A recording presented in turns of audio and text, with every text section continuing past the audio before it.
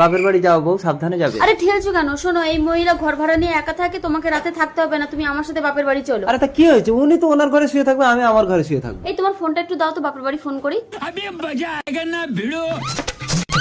বউ বাপের বাড়ি চলে গেলে পুরো ঘর ফাঁকা, তখন আর কোনো টেনশনই থাকবে না, এখন নিশ্চিন্ত।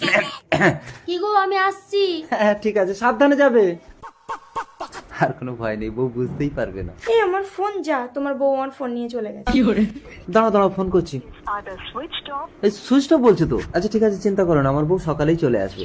এত বেলা হয়ে গেল। এই তো দিদি, তুমি আমার ফোন নিয়ে গেছিলে? ওই না তো, রাতে কোথায় ঘুমিয়েছিলে? আমার ঘরে। মোটেও না, ফোনটা সুইচ অফ করে তোমার বালিশের উপরেই রেখেছিলাম। সত্যি করে বলো, রাতে কোথায় ঘুমিয়েছিলে? তোমার বরের কাছে।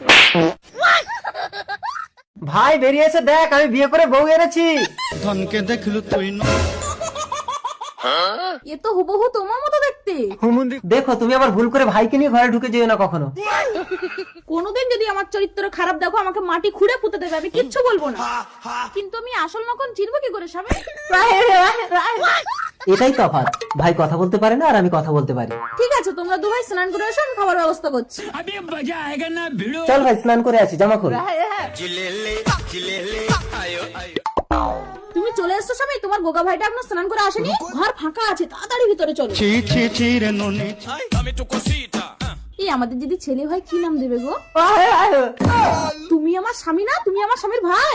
যা হয়েছে তাড়াতাড়ি বাইরে যাওয়ার, এইসব কথা আমার স্বামীকে কোনোদিনও বলবে না। ঠিক আছে, কোনোদিন বলবো না। তোমরা তাহলে কিছু ভুল করে ফেলে তাকে এইভাবে চাপা দিয়ে দাও নাকি? কি করবো, সতী সাজতে হবে তো। এই তোমার তো বউ আছে, আর এইভাবে প্রতিদিন ডাকলে আমার স্বামীও তো জানতে পারবে। তোমার কুকিরটি আজ আমি হাতে নাতে ধরে ফেলেছি স্মৃতি। আর কোনোদিন আমাকে ডাকবে না, চলো স্বামী। ভুলেও আর আমার সংসারে কোনোদিন যাওয়ার কথা ভাববে না। হলো তো, আমার সংসারটাও গেল তো, এবার আমি থাকবো কোথায়? আমার কাছেই থাকবে। তোমার বউ যার আগে আমাকে দেখলেই তো তুলকালাম করে ফেলবে। কই গেলে স্বামী? না, এখানে মূর্তির মতো দাঁড়িয়ে যাও আর আমি উল্টা শোন। আরে কি হলো, তুমি ঠ্যাঙের তল দিয়ে দেখছো কেন? আর তুই কে? আমার আগের জন্মের সমস্ত স্মৃতি আমি দেখতে পাচ্ছি দীপা। ঠ্যাঙের তোলা দিয়ে তোমার আগের জন্মের সবকিছু দেখতে পাচ্ছ নাকি? কই দেখি। আমার আগের জন্মের সবকিছু তুমি দেখতে পাবে, দেখতে পাচ্ছ? এই দেখো।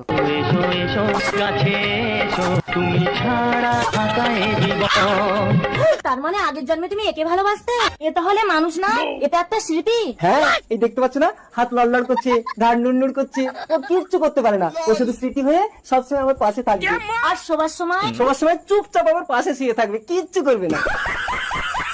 ডলি, হ্যাঁ বলো। বলো এবার পুজোয় কি চাও তুমি? আমি যা চাইবো তাই দেবে? অবশ্যই, তুমি আমার একমাত্র আদরের বউ। রুকো যারা আমি আর একটা স্বামী চাই। বিচারিকাকে বিরক্ত করে। ও রনি, কি করছো? ছাড়ো না। এই তো না, কোথায় রে? কই? এই তো আমি, কি হয়েছে? আরে অফিসে দেরি হচ্ছে, তুমি ব্যাগটা এনে দাও। এই বাম্পা, হ্যাঁ মালিক। এই রে তোর এই মাসের মাইনেটা নে। কিন্তু মালিক, আমার তো এখনো মাস শেষ হয়নি। আচ্ছা ঠিক আছে, তুই এটা রাখ। বাবা আমাকে কিছু টাকা দাও না। একটা টাকা হবে না, ক্লাবে গিয়ে বন্ধুদের সাথে মদ খাবি না? একমাত্র ছেলেকে বকছো কেন গো? মা দেখো না বাবা। আচ্ছা ঠিক আছে, তুমি আমাকে কিছু টাকা দাও না। কোনো টাকা হবে না, কি লাগবে বলো, আমি এনে দিচ্ছি। হ্যাঁ মা। আমি কি করবো বল? রনি, এই নাও টাকা। তুমি খুব ভালো। আমি একটা গরিবের মেয়ে হয়ে তোমাকে ভালোবেসে তোমার চাহিদা মেটাতে তোমাদের বাড়িতে কাজ করি। এবার আমাকে বিয়ে করো রনি। করবো করবো। এই বাবা, তোর এত বড় সাহস, তুই একটা কাজের মেয়ে হয়ে আমার ছেলেকে বিয়ে করার স্বপ্ন দেখিস? ও মা, ওকে বের করে দাও। বাহ বাহ রনি বাহ। তুমি মনে করো না তোমার বাবার টাকা আছে বলে আমাদের মতো গরিব মেয়েদেরকে টিস্যু পেপারের মতো ব্যবহার করে বাদ দিয়ে দেবে। হ্যাঁ তুই বাদ যা, তোর কি করার আছে করে নিবি। এই বেরা, বেরা এখান থেকে। মালিক, আমি সব শুনেছি পম্পা, এরা তোমার সাথে অন্যায় করেছে, তুমি কি এর বদলা নিতে চাও? কিভাবে? আমাকে তুমি বিয়ে করো। মালিক। হ্যাঁ পম্পা, তাহলে তুমি ছেলেকে শাসন করতে পারবে আর এই সতীনকেও জব্দ করতে পারবে। আমবাঙ্গাল আমবাঙ্গাল আমবাঙ্গ। আপনার আদর আপ্যায়নে আমরা ভীষণ খুশি। এবার মেয়েকে ডাকুন, আমরা দেখি পাকা কথা বলি। এই রাজা। আর মেয়ের নাম কি? রাজা। আমার একমাত্র মেয়ে তো, তাই আদর করে নাম রেখেছি রাজা। হ্যাঁ এবার রাজা। আঙ্কেল এটা ধরুন তো। বাবা, এটা তো একটা মদ্য, আমি তো একটা মদ্য ছেলেকে বিয়ে করবো নাকি? হ্যাঁ এই লেডিস, একটা মেয়েকে বিয়ে করার দম আছে তো? মাসি মুখ সামনে কথা বলে দিচ্ছে। হ্যাঁ বাবা, এই বাড়িতে করে বিয়ে দিয়ে হবে না, তুমি চলো চল বাবা। এতই তুমি ছেলে ছেলে শখ, তা মেয়ে হয়ে জন্ম নিয়েছিস কেন? সব সম্বন্ধগুলোকে ভেঙে দিচ্ছিস, তোকে কি বিয়ে দিতে হবে না? সারা জীবন তুমি এইভাবেই থাকবি। মা, মা, বেরিয়ে এসে দেখো আমি কাকে এনেছি। রাজা, তুই একটা মেয়ে হয়ে একটা মেয়েকে বিয়ে করে তার জীবনটা নষ্ট করলি কেন? অপরাধীটাকে ভালোবাসি মা। ভালোবাসা? একটা বাসা তোরা বাঁধতে পারবি, একটা বাচ্চার জন্ম দিতে পারবি? বিজ্ঞানের যুগে সবকিছুই সম্ভব মা। পাড়ার লোকে যখন প্রশ্ন করবে কার বাচ্চা পেটে, তখন আমি মুখ দেখাবো কি করে? তুমি আমার পৃথিবী, তুমি যদি মেনে নাও তাহলে আমি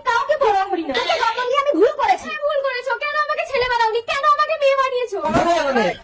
বাবা, অপরাজিতা, তুই আমার মেয়ে হয়ে শেষ পর্যন্ত একটা মেয়েকে বিয়ে করলি? আমি রাজাকে ভালোবাসি বাবা। যদি তোর হয়ে আমি ওর সঙ্গে খাওয়ার করবো, তুই বাবার সঙ্গে বাড়ি যা। হ্যাঁ তুই যদি এই লেডিসটাকে বিয়ে করতিস আমি পাড়ায় মুখ দেখাতে পারতাম। সামনে কথা বলে দিচ্ছি, লেডিস কাকে বলছো? হ্যাঁ এই বাবারি, এই ভদ্র মহিলা ভয় পাবে না রে, দেখতে পাচ্ছিস না এক মদ্য মেয়ের জন্ম দিয়েছে। এই রাজা, তুই এই মেয়েকে ছাড়বি না, আমার মেরামত দেখবি। আমি অপরাজিতাকে ভীষণ ভালোবাসি, ওকে ছেড়ে দেওয়ার আগে আমাদেরকে 1 মিনিট ঘরের ভেতরে কথা বলতে দেবে? হ্যাঁ ঠিক আছে, তাড়াতাড়ি করো। রাজা রাজা रुको जरा 1 মিনিট পরে তো 10 মিনিট হয়ে গেল, ওরা দুটো মেয়ে তাড়ি ঢুকে কি করছে দেখা হবে। রাজা, দরজা খোল মা। অপরাজিতা, দরজা খোলো। রাজা! এসো তরঙ্গ। এসো সৎমা। তোমার এত বড় একটা মেয়ে আছে, তুমি তো বিয়ে করার সময় আমাকে বলোনি। তোমার তো এত বড় একটা মেয়ে আছে, তাতে আমি কোনো আপত্তি করেছি তরঙ্গ? মেয়েটা আমার সেই ছোটবেলায় মাকে হারিয়েছি। আজ থেকে তুমিই আমার মা। ইস ইস ইস, নোংরা ছাড়া। বাবা বাবা বাবা তরঙ্গ, মা আমার মেয়েটাকে তুমি দেখো। बाबा तुम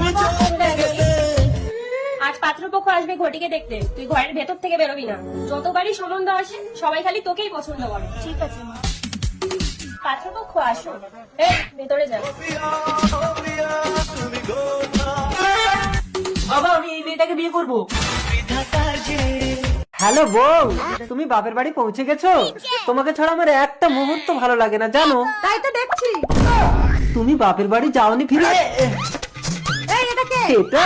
এটা তো একটা পুতুল, তোমার জন্য কিনে এনেছি। ও এটা পুতুল, আমি তো আরে ভেবেছি মানুষ। হ্যাঁ গো বউ, এই পুতুলের বুকে দুটো সুইচ আছে, টিপলেই নাচবে, দেখবে? বাহ, পুতুলটা ভারী সুন্দর তো। এবার তুমি কাজে যাও, আমি সারাদিন পুতুল নিয়েই খেলা করবো। রুকো যারা। পুতুলটা আলমারিতে ঢুকিয়ে দিয়ে বাপের বাড়ি যাই, আবার কাল এসে খেলা করবো।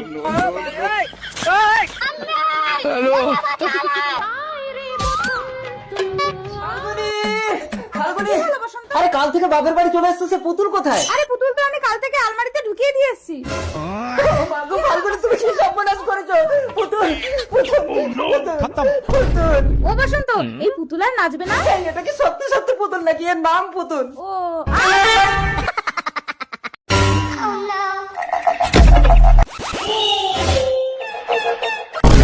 কে আপনি? আমাকে তুমি চিনতে পারবে না। দাদা কোথায়?